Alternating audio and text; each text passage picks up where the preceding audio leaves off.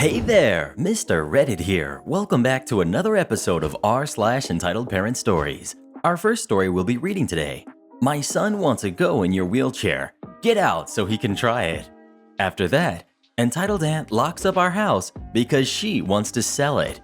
And after that, Entitled Parents think they own the ski lift at a major resort. Now for every thumbs up this video gets, one Karen gets her head shaved. So please smash that like button. And if you're new, subscribe and turn on notifications for new stories from Reddit every single day. My son wants to go in your wheelchair. Get out so he can try it. I've been browsing this sub for a while and never thought I would post on here. Oh, how I was wrong. Backstory. I'm a 29-year-old female and have been confined to a wheelchair since I was 17. I'm a quadriplegic and can use a manual wheelchair at home, but use a power wheelchair in public for practical reasons. I have mostly full use of my upper body and partial use of my lower body. I've been mistaken for a paraplegic a few times. This happened about a month ago.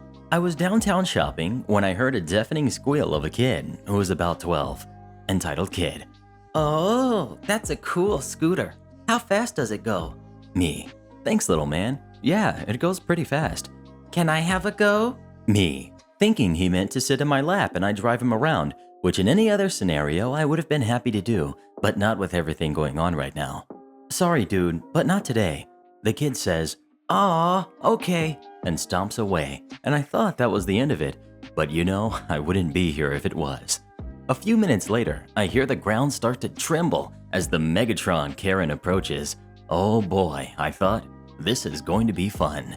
Entitled Parent. Excuse me? What did you say to my son? Me, confused. He wanted a ride in my wheelchair. I said no. What did you just say to me? You need to respect your elders and not talk down to my poor little angel. You don't even need that wheelchair. I know your legs work. You're just faking it to get attention. Now let my son have a ride. She couldn't have been much older than 35, so obviously not my elder. But even if my nan spoke to me like that, I wouldn't reply kindly. Me. All of my patience officially gone. My wheelchair cost more than your car, and you want me to miraculously heal out of my chair so your dirty little goblin can take a joyride? Okay. Goblin was smirking at me the entire time. Here's where the story gets graphic. I have hypermobility, which makes my joints extremely flexible and dislocation easy and relatively painless. I also have titanium screws inside my neck that creak loudly when I move a certain way. Bring on the Frankenstein. I leaned forward, pushed down my right arm, dislocating my shoulder blade with a loud pop as I twisted my neck to make it creak, then pushed down with my left hand to contort my arm and hand into an unnatural position. This all happened in a few seconds, but it was enough to make Karen, red-faced and horrified, scream out, "Stop! It's okay, entitled kid, let's go!" And they hurried out of the store. I could hear laughter coming from behind me as a friend who works there walked up to me and said, "That was mean." He knew me well and had seen me pull that trick before. Needless to say, I never had an issue like that again. It's a small town and news travels fast. Don't mess with the girl in the wheelchair. Entitled Aunt locks our house because she wants to sell it. So people really wanted to know the other story about my aunt. So backstory for those who haven't read the last one. I lived in my grandparents' house for 10 years. Both grandparents are passed, and there is no will, so not sure what to do with the house. But Grandma's wish before passing was not to sell the house. About my aunt, she's married to her husband, who has his business abroad and has one boy of my age. He's a really sweet kid and I love him, but she sent him to a boarding school for character development. So now, over to the actual story. Now when we were in the house, we had everything bad happen to us. We lost money. My dad got his leg hurt under a bus. He also had cancer. I got depression and anxiety. My dad lost his job, etc., etc. So basically, a bad omen. We moved about a year ago, and I kid you not, our life instantly became perfect. Like amazing. See, the only reason we had to make trips back and forth in that house was because our old house was 220 square yards, and our current home is 110 square yards, so we couldn't fit all of our furniture in it. So my grandma passed a few weeks ago, and after her passing, my aunt, who is very hungry for money, has been trying to get my other psycho aunt convinced to sell the house, but they won't have a home after that, so she denies. Now, That lady at least wants to sell our floor. The house has great value, so she really wants to get the money from it. Her husband returned from Thailand, where he lives, to attend the chatha, something done to pay final respects to someone. Now, we didn't go home, so we have no idea what the heck went on there, but my psycho aunt, who was kind of concerned, told us that the aunt came with her husband and he put locks on our house, hence stopping us from doing anything in it. We had to get new stuff for our new home that we're gonna move to in May and wanted to keep those things in that house because we have no space where we're living. Now, my aunt told my mom about this when we went there to accept the delivery, but mom and dad went to a locked house. She was restricting us from getting our personal property. There are books, tables, cabinets, almiras, and whatnot in that house. We can't get any of it now, just because that jerk thinks she's entitled to that house and our stuff. My mom's relatives, except for my grandma and grandpa, don't like my dad for some reason. It's a long story. Now let me tell you what. My dad is the sweetest human being I know. He's there to protect us. He handles whatever insults my mom's relatives throw at him. He works really hard for us. He gives us every luxury, even in dire times and whatnot. I don't know why they don't like him. He's such a nice man. I literally had to protect him at my grandma's funeral so that no one would say anything to him, and I was ready to fight if anyone did. Anyway, my dad didn't get angry or anything, but simply said this: "When we'll be able to move out, we'll take everything and never come back ever again." Everyone agreed. Now, we had totally let this go because we know how crazy of a person that entitled lady and her husband are. But about a week ago, my mom received a call. My friend usually called at the time, so I thought it would be her, but it was the aunt. She had been drinking and was saying some senseless things. Here's how the conversation went. Aunt: "I have filed a police report against you, and you'll get arrested if you try to break the locks." Me: "That doesn't make any sense. We have just as much a right as you do over that house." Aunt: "You and your husband will not come near that house, and stop telling Aunt 2 crazy stories about not selling." Me, realizing she thinks I'm my mom: "We're not saying anything to her. You're insane." "And your husband, I will make him pay and he will suffer."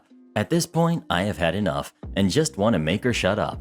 I have no respect for her now, and I just went off. I have never ever said anything bad to her before, but yeah.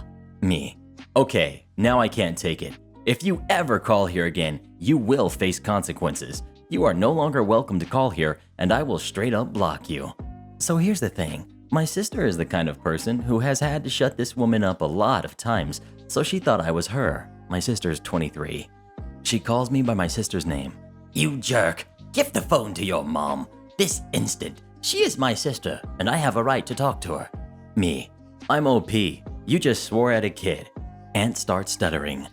"No, you're lying. You can't be OP. I know it's not."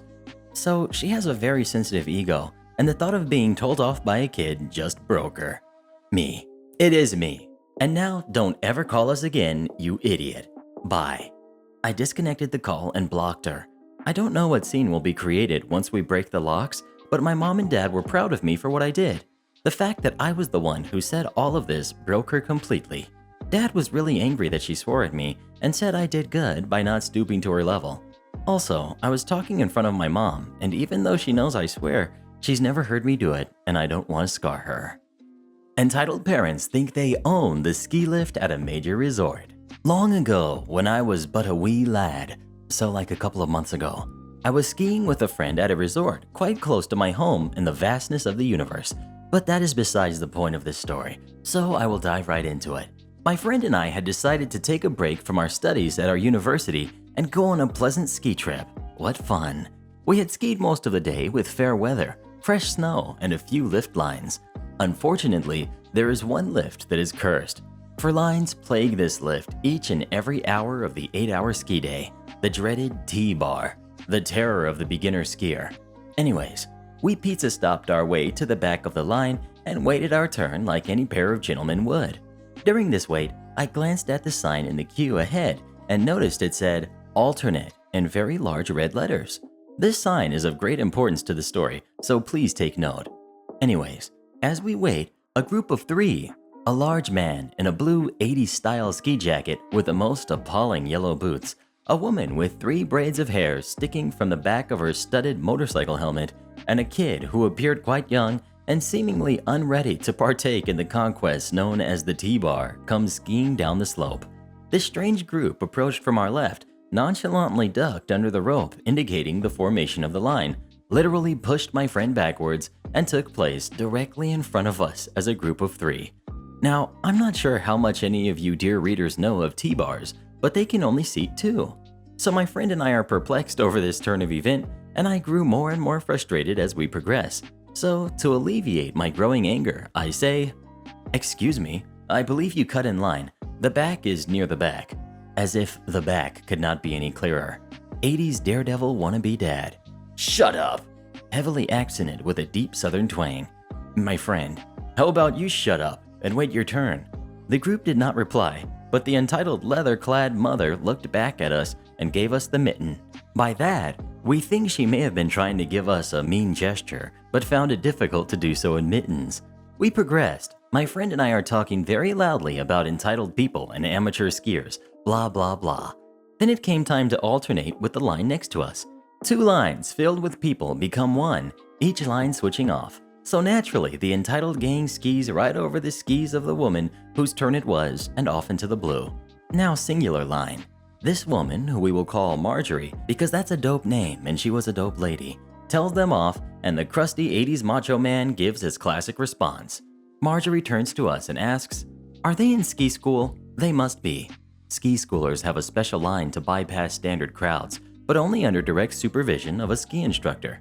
Me. They must be. However, they probably just paid more for their lift tickets than we did. They didn't. We all pay the same amount. Marjorie laughs, and we proceed to have a nice conversation about how idiotic the people in front of us are, very loudly.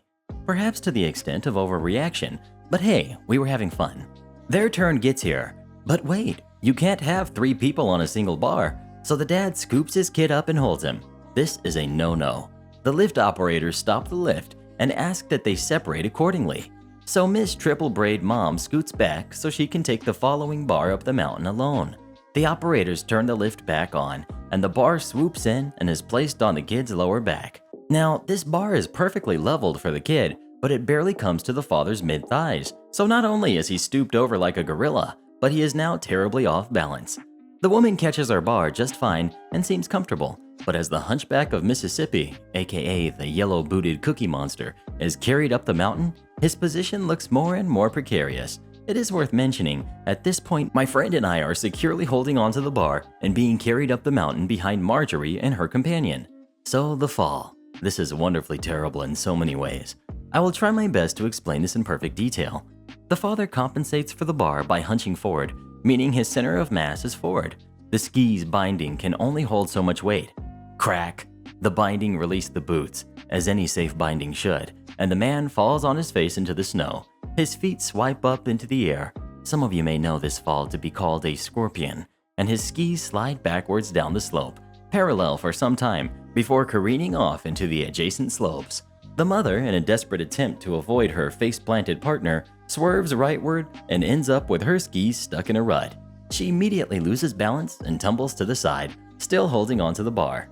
Her husband, who is now sliding downward, grabs her by the leg as she passes to the right. She holds for a second or two until she too falls, and now the 2 of them are sliding downward towards Marjorie, who gives out a resounding, "For heaven's sake," as her and her companion tumble over the pair of line cutters. My friend and I decide to get off here to avoid the calamity ahead. From the sidelines, we watch as the mess of people grows larger and larger as people look for lost skis, lost poles, and lost dignities. From here, my friend and I leave, but not before I notice the one person who made it through this gargantuan-sized mess, the kid of the entitled parents, casually being pulled up the slope, glancing backward at the mess their parents had caused. I don't work here. I don't even live in this state. I'll be referring to my grandmother in the German term for grandmother, which is Oma.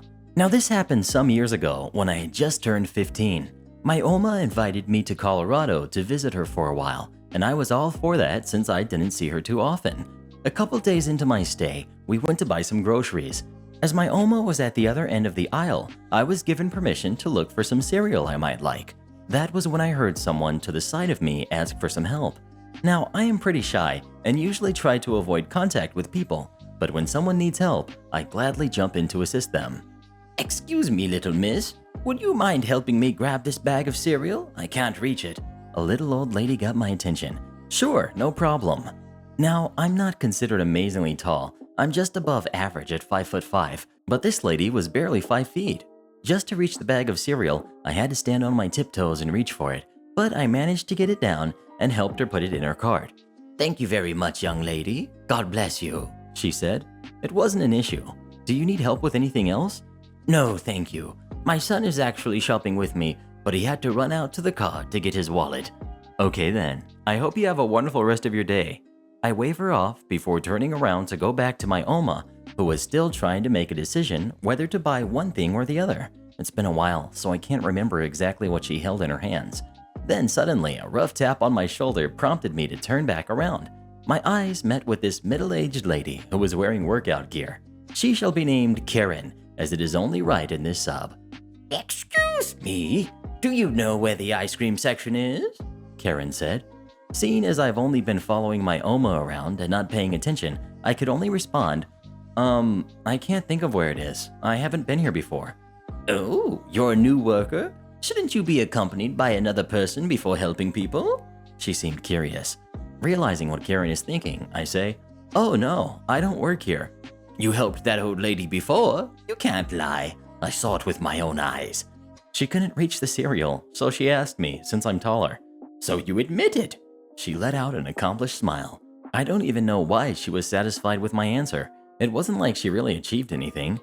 I did help her, but I'm not wearing a uniform. I was wearing a neon pink shirt with a cat on the front.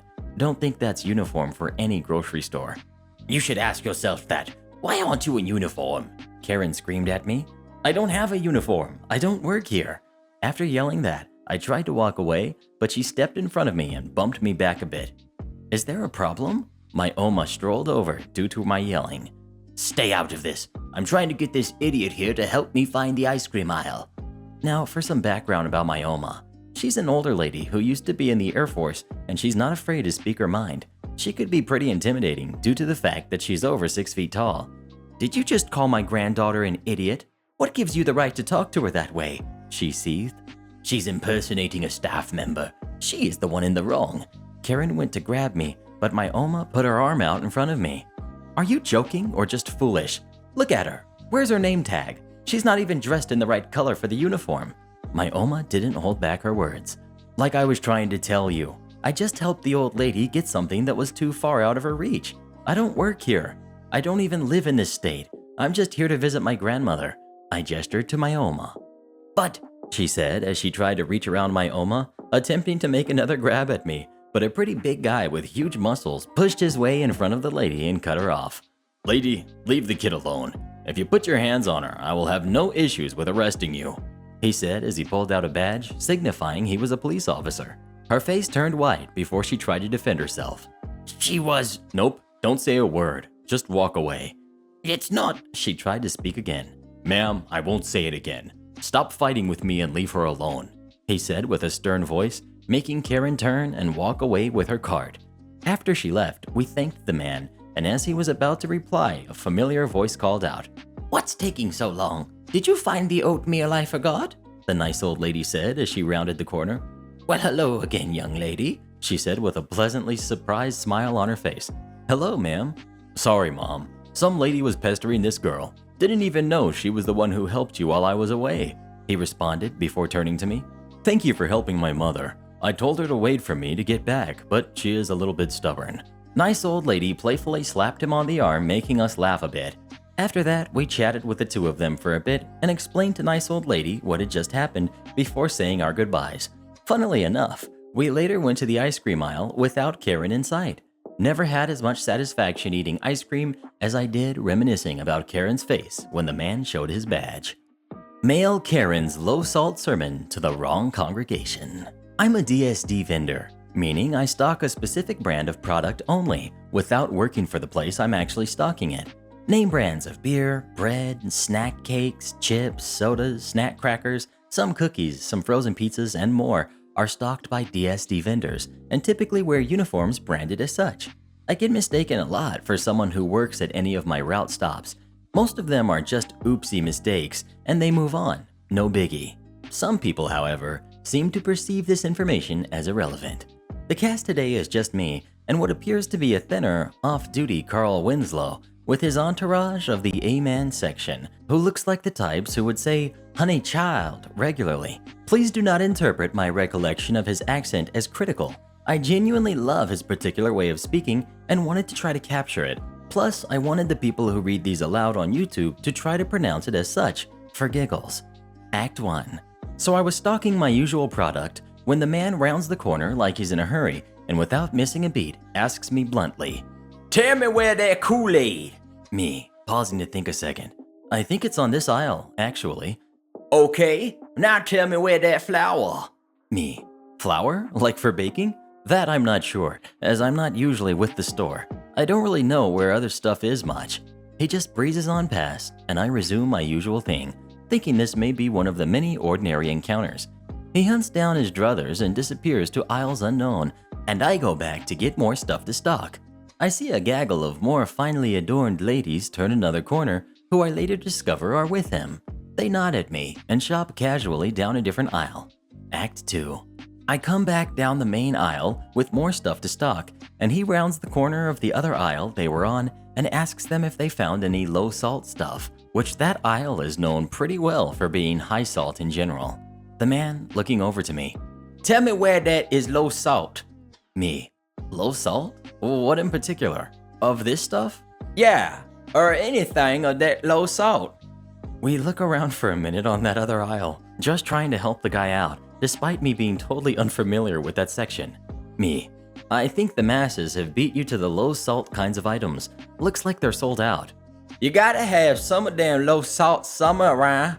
We keep looking, and all of the low-salt options are sold out. Tons of the high-salt plain types, though. "My doctor done told me gotta have low-salt now. Gotta go them low-sodium now. You hear me?" I understand, but looks like it's sold out. There's low fat in some cases, but it doesn't say anything about salt. If you ask me, you should just avoid this whole aisle, or just any snacks in general if you're on a low-salt diet. All of this and that kind of stuff is basically high sodium. "You store gotta stock me some of them low salt. Doctor say I gotta do that low salt, and I can't find none of them low salt. You gotta tell the store. They gotta put them out low salt, you hear me?" Me, "I'm not with the store, like I said before. I'm with the vendor, and I don't have any say in what gets ordered, and they wouldn't really listen to me anyway, considering I don't work here. If you want my expert medical opinion from the School of Groceries, I suggest you not even bother with this aisle at all." Entourage, muttering in agreement with me. Honey, it looked like they out of them low salt. We best get a move on. He ain't even with the store. Didn't you hear? He ain't gonna know what salt is which kind. He ain't no dietitian. He with the vendor." I mouth, "Thank you," and nod to the ladies, and they nod back quietly, with eye rolls and laugh a little. The man grabs a few low-fat things and holds one of them up, showing me the back of it, pointing at the nutrition facts, which says 11% sodium per serving. Me, "Sir, I don't know whether that's good or bad. I don't know if 11% is high or low, for a long list of reasons." "That don't looking like a low salt to me. You need to tell them store they gotta order more than low salt. I gotta eat now, you hear me?" Me, "Sir, the stuff on this aisle is all junk food. You ain't gotta have none of this." You ain't gotta have none of this stuff. He and his entourage walk off, and I don't hear anything back from them, and I take my stock elsewhere and put it out. At least I came away from it with a fun story to share that didn't get too heated, despite his apparent disregard for any facts anyone could offer him. It's a wonder that doctor managed to convince him to change his diet to begin with. Don't break the rules and then insist your staff enforce them. Whilst I was at university, I worked in our students' hall, basically a 2-story bar that was subsidized by the government. Because of the subsidy, it was the cheapest place in town, so we would get a couple locals come in. To prevent this, we were supposed to check everyone that had a student ID, but no one minded as the locals were usually polite and handled their booze better than most students. My manager, who was a local himself, would encourage locals to come and would either discourage ID checks or simply not inform new staff of the situation. He would often steal from the bar and would give free drinks to his mates. One night, he had a bunch of his buddies in town come in, having a drinking session at the bar's expense, paid for maybe 1/5 of the drinks. till way past closing and beyond our license. This resulted in the police being called for a noise complaint, and his boss, Hall's head, finding out. To cover his butt, he claimed that the groups were locals that we, the bar staff, had happily allowed to stay, and then fudged the accounting for the night to make up for the free drinks. Because of this, he himself demanded we check every student ID, and the head took away some of our employee perks. The Sunday after this all went down, the pool tournament guys come in. These guys rotate which bar they go to every week between a list of maybe 6 that have enough pool tables and lounge space. I personally had served them a half dozen times. They make their way over to the bar, and the first guy is well in his 40s. Me. Hey man, before I can serve you, I have to see your student ID. He chuckled and said something along the lines of, "Do I look like a student?" and proceeded to order. Me. Look, I'm sorry, but I've been told that if you haven't got a student ID, I can't serve you. He started to realize I wasn't just messing with him and looked at the other member of staff who reiterated the point. Him. Are you serious? We've been coming here for 2 years. Me. Yeah, sorry. Manager is cracking down on the only students rule. I can grab my supervisor for you if you want. My supervisor was also a student and explained the situation. Said he was sorry for the inconvenience and that if they had any complaints to call the head, my manager's boss, and even gave out a couple of his cards that were in his office. The pool guys left, which meant no one was really in the building, so we ended up closing early. Next morning, I awoke to my manager screaming down the phone at me, but it was my day off, so I hung up and didn't go to work as a customer till past noon. When I did, my coworkers couldn't wait to tell me what had happened.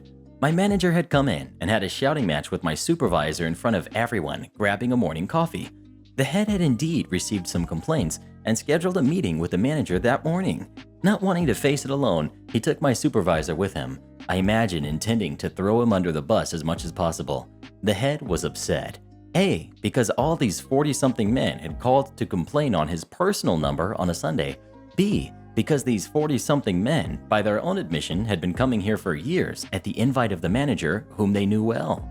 My manager tried to save face and claimed they were associated with the university, that they were in fact lecturers, that it was the bar staff's failing to check for student ID all the time, and then turned on my supervisor, saying he had given them a bad reputation, cost them money by turning them away, and closing early, as well as laying bare every other mistake he had ever made.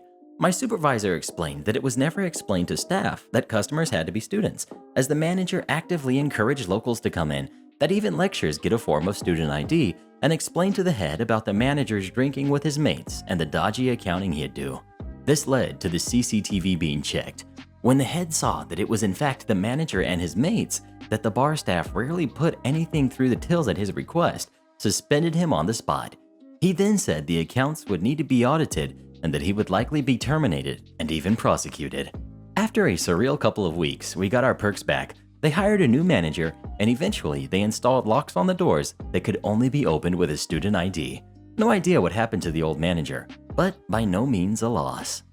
And shoutouts to our regenerals of the day, Mikono, the King of Anons, Random Dude, and Charlotte. Become tomorrow's regenerals by leaving as many reads as you can in the comments below, and please listen to my playlist every night when you go to sleep.